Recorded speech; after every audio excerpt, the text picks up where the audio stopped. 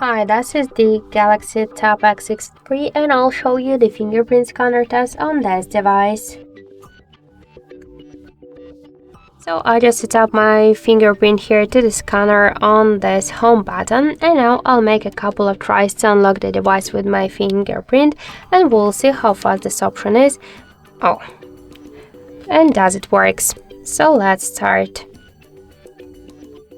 1, 2, 3, 4, 5.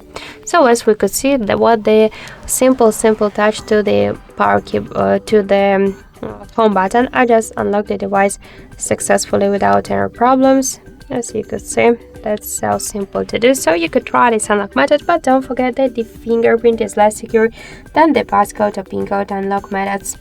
So that's it. Thank you for watching, and if you like this video, leave thumbs up and subscribe our channel.